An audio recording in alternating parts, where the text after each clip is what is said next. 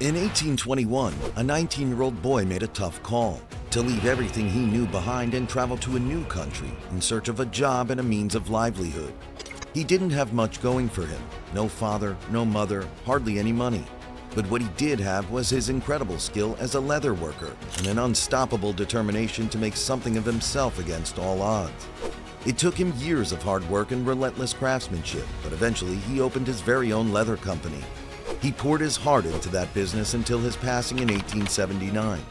Today, we still remember him as Thierry Hermes, the legendary founder of Hermes, one of the biggest fashion powerhouses that has been stealing the limelight in recent decades.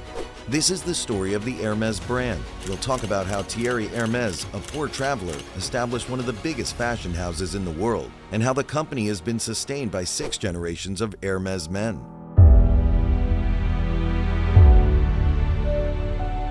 Thierry Hermes was born in 1801 in Krefeld, a German town, to French immigrant parents. He was the youngest of 6 children, and his parents, who were innkeepers, worked their hardest to meet the family's financial needs. Sadly, their lives took a turn for the worse when war broke out in Napoleon's empire, and Thierry's hometown was hit hard. The devastating aftermath claimed the lives of his entire family, either in the war or due to sickness that followed. At just 19 years old, Thierry found himself as the sole survivor and made the decision to leave that place of tragedy behind, venturing far away. In 1821, Thierry made his way to France in search of a fresh start. He was uneducated, and the only thing he knew how to do was leather work. He worked for different leather craftsmen when he arrived in France, but after 16 years, he finally decided to set up his own leather shop. It was a small-scale establishment in Grands Boulevard, a neighborhood in Paris, and it started out as a saddle and harness shop. Apart from his commitment and dedication, what set Thierry apart from his competitors was the strength and quality of each stitch. The saddle stitch could only be done by hand, which was the reason for the quality and durability of the leather items produced at the Hermes shop. Given the quality of these products, they were pretty expensive, and Thierry's clients were majorly the rich and famous members of society. Some of his clients included the Emperor Napoleon III and his Empress Eugenie, and several other noblemen from Paris and across Europe. By the mid-1800s, things had completely changed for Thierry. He was a multi-award-winning entrepreneur, and Hermes was in a league of its own. He continued with his momentum until he died in 1879, and his only son and heir, Charles-Émile Hermes, took over the management of the company. His father had trained him, so the company was in good hands. However, he made a couple of changes. For example, he moved the store to a different location, 24 Rue de Faubourg Saint-Honoré, where it remains to this day. With his father's dream at the back of his mind, Charles-Émile expanded the business beyond Europe, catering to nobility from North Africa, the Americas, Asia, and Russia. In 1900, Hermes launched their first bag, the Haute à Courroie, specially designed for riders to carry their saddles with them, and of course, it was extremely successful. This was the idea of Charles-Émile's 2 sons, Adolphe and Émile Maurice, and after seeing that these 2 were ready to take over the business, he retired in 1902, leaving Hermes in their hands.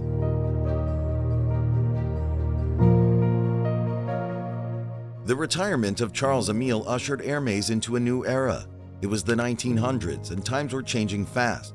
Adolphe and Émile Maurice had new, big, and unusual ideas to help the company remain relevant as the evolution occurred. First, the company was renamed Hermes Frères, meaning Hermes Brothers. The brothers continued selling harnesses, saddles, and other horse-related leather items, but horseback and carriage rides were becoming less common with the invention of cars. As such, the company's sales declined progressively, and it was up to the Hermes brothers to save their family business from crashing. While Émile Maurice was dedicated to getting the company back on its feet, Adolphe let his pessimism get the better of him, so he sold over his shares of the company to his brother, and just like that, Émile Maurice became the sole owner of Hermes.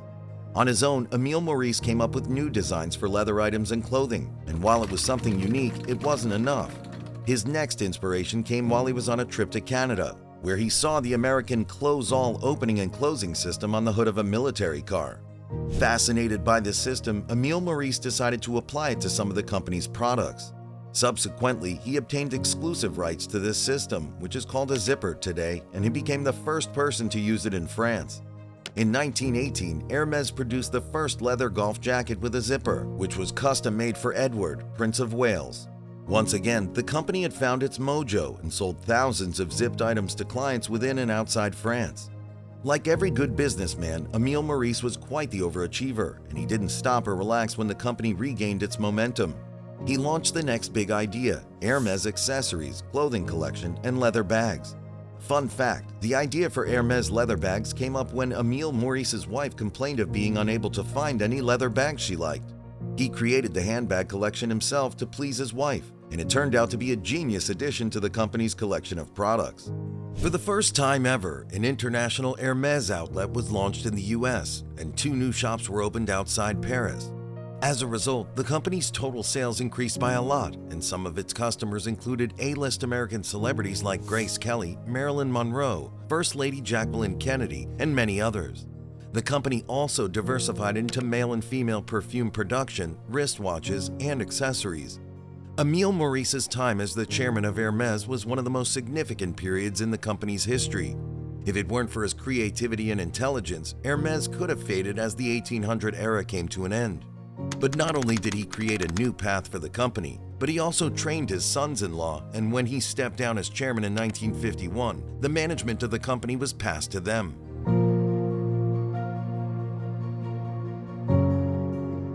After Emile Maurice died in 1951, his son-in-law Robert Dumas Hermes became the head of the company.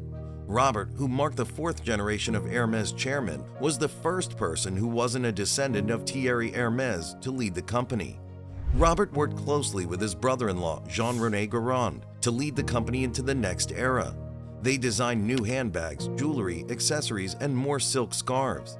In 1956, the Hermes bag Sacre de Pêche became their most sold leather bag after Grace Kelly, Princess of Monaco, wore it in a magazine-featured picture.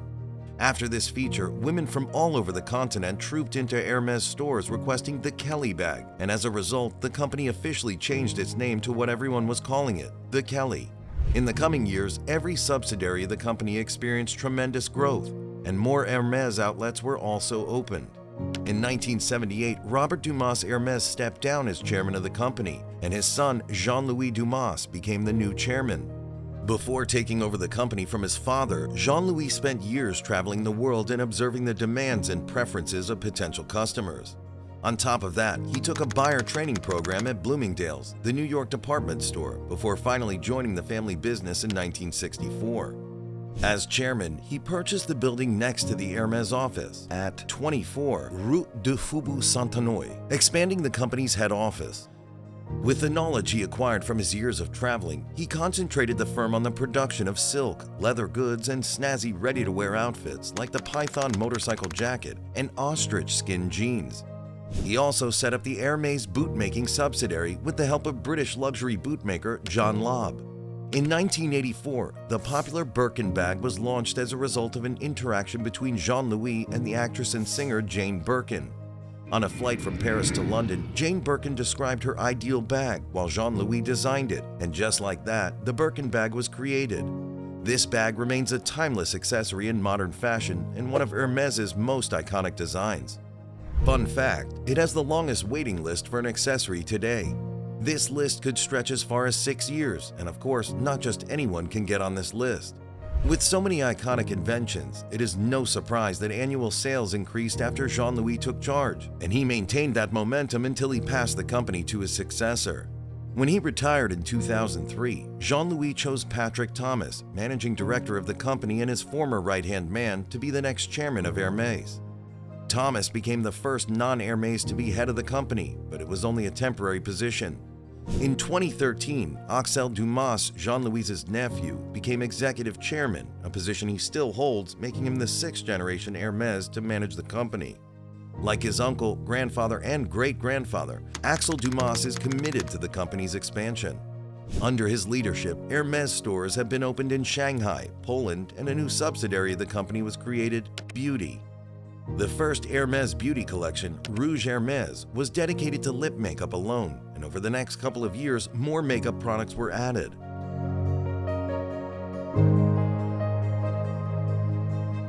It has been over 186 years since Thierry Hermes, a poor orphan, established Hermes. What started out as a saddle and harness shop has become really diverse, dealing in leather goods, lifestyle accessories, home furnishings, perfumery, jewelry, makeup, boots, watches, and ready-to-wear. And these are just some of the 16 Hermes subsidiaries.